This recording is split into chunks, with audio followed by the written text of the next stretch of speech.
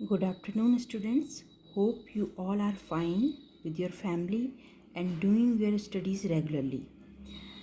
In today's session, I'm going to talk you about the Daniell cell और electrochemical cell. आज हम electrochemical cell पे बात करेंगे. जैसे कि पिछले टॉपिक में हमने इलेक्ट्रोकेमिकल सेल्स के बारे में पढ़ा था कि इलेक्ट्रोकेमिकल सेल्स वो सेल्स होते हैं, वो डिवाइस होते हैं जो कि आपके केमिकल रिएक्शन को चेंज करते हैं या केमिकल एनर्जी को चेंज करते हैं इलेक्ट्रिक एनर्जी में. तो जो डिवाइस केमिकल एनर्जी को इलेक्ट्रिक एनर्जी में चेंज करेगा उसे हम बोलेंगे इलेक्ट्रोकेमिकल सेल. इसे ही हम गैल्वेनिक सेल भी कहते हैं. इलेक्ट्रोकेमिकल सेल को मेनली गैल्वेनिक सेल कहते हैं या फिर इसका नाम है वोल्टेइक सेल. अब इसके गैल्वेनिक सेल बोलो या आप वोल्टिक सेल बोलो या आप इलेक्ट्रोकेमिकल सेल बोलो, एक ही बात है. इसके एग्जांपल्स हो जाता है डेनियल सेल. अगर हम कहें कि गैल्वेनिक सेल का एक एग्जांपल बताइए तो जैसे इसमें आ जाते हैं Daniell cell, Leclanche cell, dry cell. तो आज हम इसमें गैल्वेनिक सेल का जो एक सेल है डेनियल सेल, उसके बारे में हम पढ़ेंगे कि किस तरह से डेनियल सेल काम करते हैं. तो ये जैसे डायग्राम है, एक डेनियल सेल का डायग्राम है. इस डायग्राम में आप देख रहे हैं कि इधर एक पॉट रखा हुआ है और दो पॉट हमने यहाँ रखे हुए हैं. एक पॉट में हम भर देते हैं जिंक सल्फेट सॉल्यूशन, ये जिंक सल्फेट सॉल्यूशन है, और दूसरे पॉट में हमने भर दिया है कॉपर सल्फेट सॉल्यूशन. ठीक है. जिंक सल्फेट सॉल्यूशन में हमने जिंक की रॉड इसमें डिप कर दी है. ये जिंक की एक रॉड है, हमने इसको जिंक सल्फेट में डाल दिया है, और कॉपर सल्फेट में हमने कॉपर की रॉड डाल दी है. जैसे कि मैंने आपको पिछले वीडियो में बताया था कि ये जो जिंक की रॉड, इसमें ZnSO4 सॉल्यूशन में इसे जिंक इलेक्ट्रोड बोलेंगे और इसको कॉपर का इलेक्ट्रोड बोलेंगे. अब ये देखिए, अभी तक आपने सीखा कि एक पॉट में ZnSO4 और जिंक की रॉड है, दूसरे पॉट में CuSO4 कॉपर सल्फेट और कॉपर की रॉड है. अब हम इसके जो दोनों इलेक्ट्रोड हैं उसको हम यहाँ से कनेक्ट कर देते हैं. ऊपर हमने कनेक्ट कर दिया और यहाँ पे हमने लगा दिया एमीटर जो कि करंट को मेज़र करता है. एमीटर लगा लिया, वोल्टामीटर यहाँ पे हमने लगा दिया. ये तो जब हम इस तरह का कुछ एक सेटअप बनाते हैं कि दो सॉल्यूशन रखें, दो उसमें इलेक्ट्रोड डाले हुए हैं, तो क्या होता है बच्चों, एक स्पॉन्टेनियस प्रोसेस शुरू हो जाती है. स्पॉन्टेनियस प्रोसेस मतलब जो अपने आप चलने वाली. अब इस स्पॉन्टेनियस प्रोसेस में क्या होता है, ये जिंक रॉड से कुछ जिंक प्लस आयन यहाँ जाने लग जाते हैं. जिंक रॉड से जिंक आयन इसमें जाने लग जाते हैं. ये कुछ जो ये जिंक मेटल है उससे जब कुछ इलेक्ट्रॉन यहाँ जम करते हैं, इलेक्ट्रॉन जब अलग हो जाते हैं तो यहाँ पर जिंक आयन बन जाते हैं. मैंने बोला था इलेक्ट्रॉन जब लूज़ होते हैं तो प्लस चार्ज आ जाता है. तो उसको हम ऐसे रिप्रेजेंट कर सकते हैं कि जिंक किस में चेंज हो गया, जिंक आयन में, और इलेक्ट्रॉन छूट गए.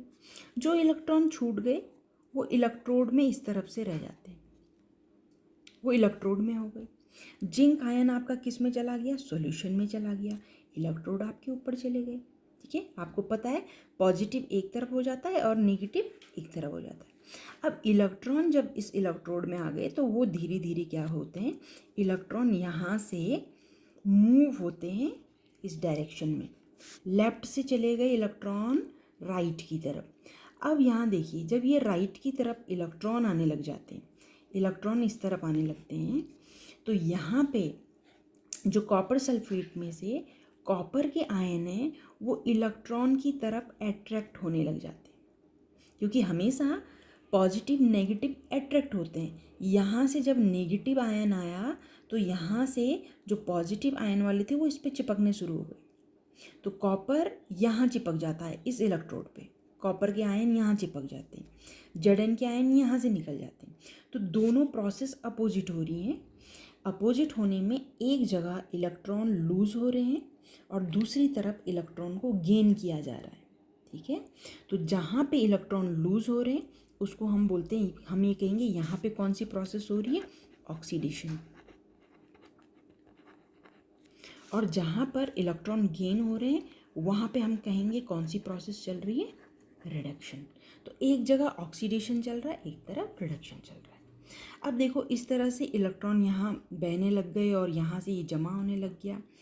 अभी भी अब देखो क्या होता है, जब इस तरह का प्रोसेस शुरू हो गई तो यहाँ जिंक आयन बढ़ जाएंगे, जिंक की यहाँ से आयन निकलते रहेंगे, प्लस आयन यहाँ बढ़ जाएंगे।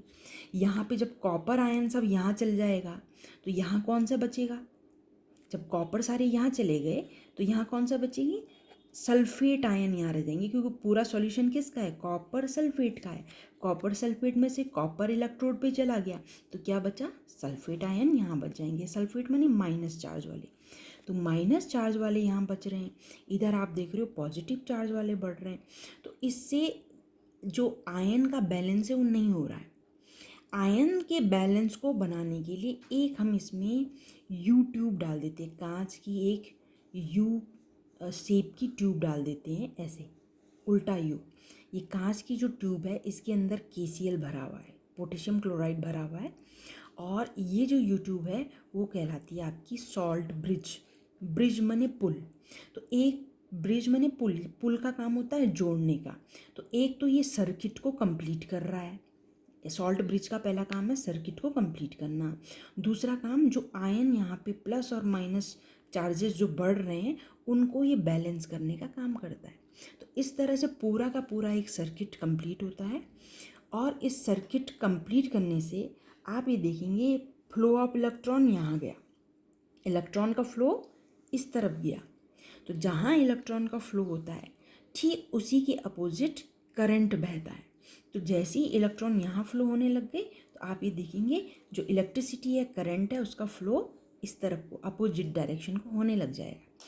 तो इस तरह से केमिकल रिएक्शन से, केमिकल एनर्जी से क्या मिला हमको, इलेक्ट्रिक एनर्जी मिली। इलेक्ट्रिक माने करंट मिला, इलेक्ट्रिक एनर्जी मिली। अब बच्चों इसमें देखो हमेशा जो ऑक्सीडेशन होता है वो लगभग हम लेफ़्ट साइड पे रखते हैं। तो इसलिए हम इतनी प्रोसेस को, जो यहाँ की प्रोसेस है हाफ पोर्शन में जो प्रोसेस हुई उसको हम बोल सकते हैं लेफ्ट हाफ सेल। हाफ माने आधा, ठीक है, पूरे सेल का लेफ्ट पोर्शन। लेफ्ट पोर्शन में कौन सा केमिकल रिएक्शन हुआ, नंबर 2 ऑक्सीडेशन हुआ। तो हम बोल सकते हैं लेफ्ट हाफ सेल या ऑक्सीडेशन हाफ सेल, ठीक है। जो ये यहाँ पे माइनस इलेक्ट्रोड आ गए तो माइनस इलेक्ट्रोड के लिए कहा जाता है एनोड। माइनस चार्ज वाला इलेक्ट्रोड आ गया तो इसके लिए कहा जाता है एनोड, इसलिए हम इसको बोल सकते हैं एनोड हाफ सेल, ठीक है। और एनोड कब कहते हैं, जब इलेक्ट्रोड पे चार्ज क्या होता है, नेगेटिव, तो हमें इसको नेगेटिव हाफ सेल भी कह सकते हैं, ठीक है।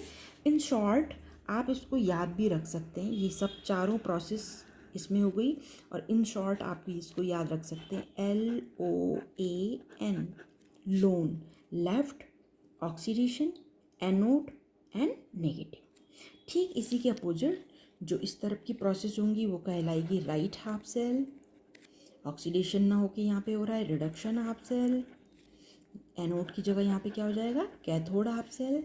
और नेगेटिव की जगह पे यहाँ पे हो जाएगा पॉजिटिव हाफ सेल। तो इस तरह से दो तरह से इनमें प्रोसेस हो जाती है और कंप्लीट सेल बनता है, जिससे इलेक्ट्रिक एनर्जी से हमको, केमिकल एनर्जी से हमको इलेक्ट्रिक एनर्जी मिलती है। इसको रिप्रेजेंट करने का, जब हम रिप्रेजेंट करने का बच्चों एक तरीका होता है, जैसे ZN, एक टिक मारेंगे आप इस तरह से, एक लंबी डंडी, और ZN2, यानी कि ZN से ZN2 प्लस ऑक्सीडेशन हुआ। फिर आप दो लंबी पैरेलल लाइन ऐसे खींचेंगे और यहाँ पे कॉपर 2 प्लस आयन से क्या बना, कॉपर बना। ये एनोड है तो नीचे एनोड लिख देंगे, इधर के साइड हम लिखेंगे कैथोड।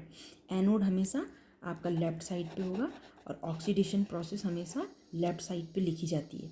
तो इसको लिखने का तरीका यही है कि आपने लिखा ZN, वन स्लाइड ऐसे वन, एक रेखा खींचनी है, ZN2 प्लस, उसके बाद 2, और उसके बाद कॉपर 2 प्लस।